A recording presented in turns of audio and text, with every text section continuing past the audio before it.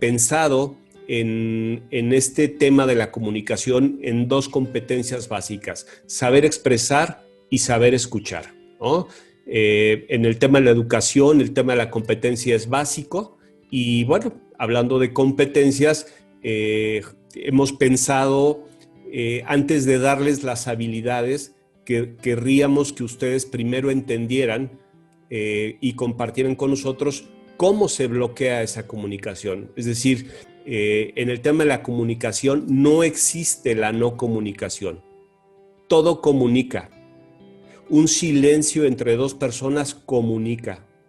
Que no hay manera de que yo no pueda comunicar en pareja, de que siempre estoy comunicando. Fíjate, cuando nosotros estamos en el tema de la comunicación, vamos a encontrar que regularmente hay 4 cosas que van a detener nuestra comunicación. Vamos a hablar de una buena comunicación, porque ya dijimos que no existe la no comunicación. Vamos a hablar de una buena comunicación, de una comunicación fluida.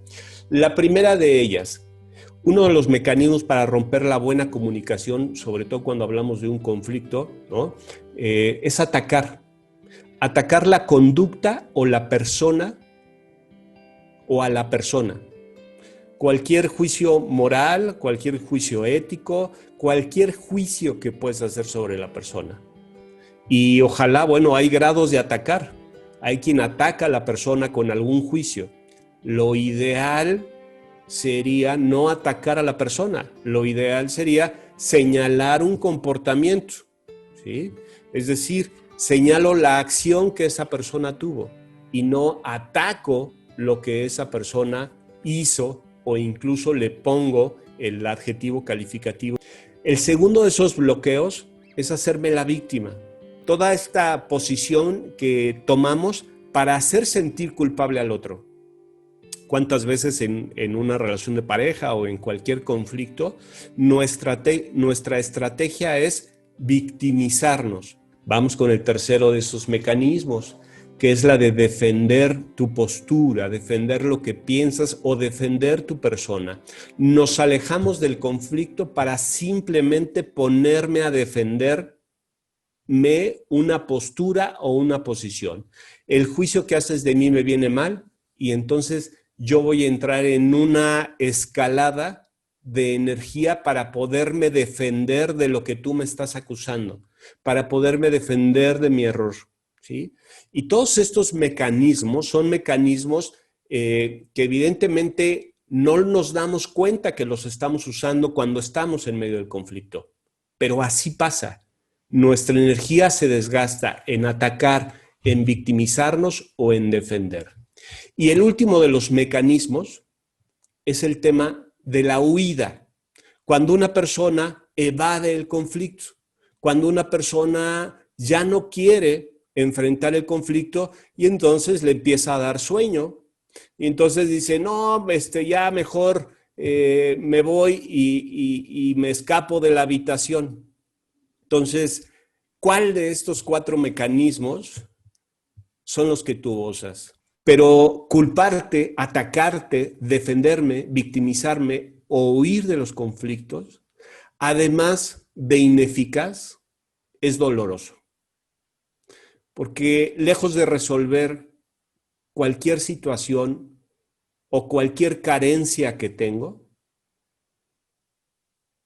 voy a dificultar más el proceso de comunicación entre tú y yo cuando utilizo cualquiera de estos 4 mecanismos.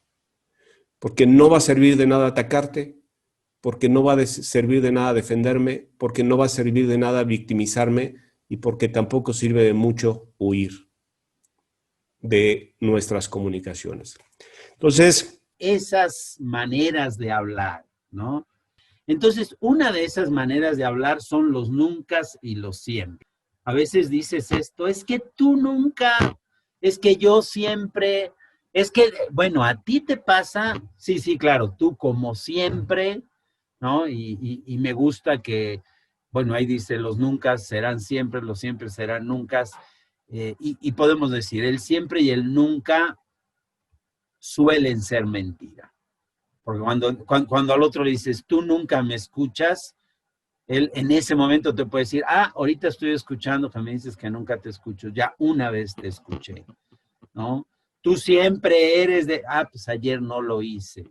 Por ejemplo, una de las cosas que aquí ya podemos hacer es estar muy atentos a nuestro lenguaje y poder decir cuando tenemos esa tentación de decir siempre, de decir nunca, cambiar y decir, ay, perdón, lo que te quiero decir es que cuando dijiste eso me molestó mucho.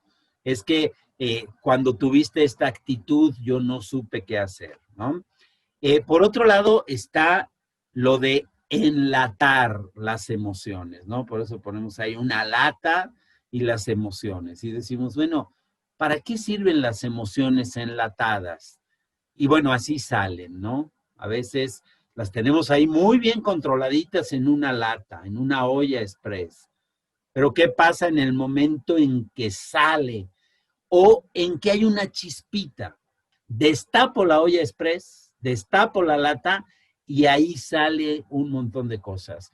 Algún día le leí a Eckhart Tolle por ahí que decía, qué bueno cuando en una pareja salen todas esas cosas que huelen mal, que saben mal. Es como que se abre una herida donde hay pus y huele mal y es hasta asqueroso, pero se limpia, ¿no?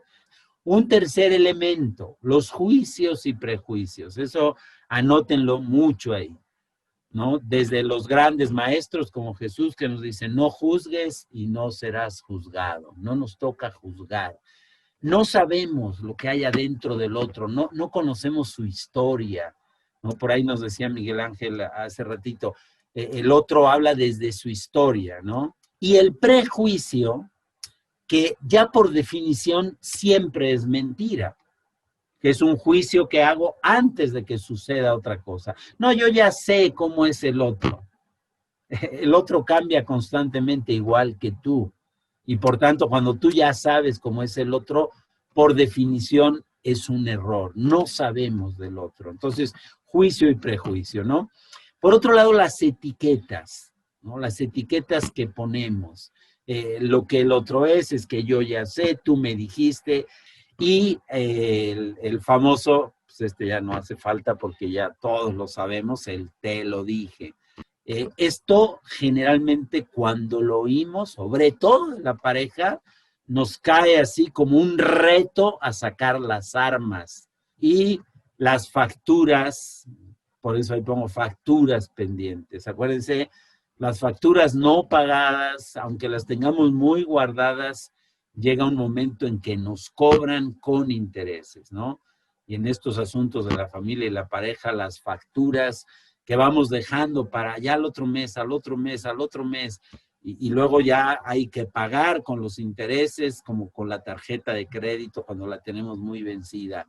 Entonces, hay muchas facturas a veces pendientes en la pareja que con cualquier cosita, con cualquier detalle, salen todas juntas y entonces no podemos manejarlo. Bueno. A veces puede estar en una superrelación muy armónica, no importa con quién, tu pareja, tu nuera, tu suegra, tu abuelito, tu tío, tu tía, tu prima, y en un segundo se dispara el conflicto. Un comentario o una falta de un comentario, ¡pum!, enciende el conflicto.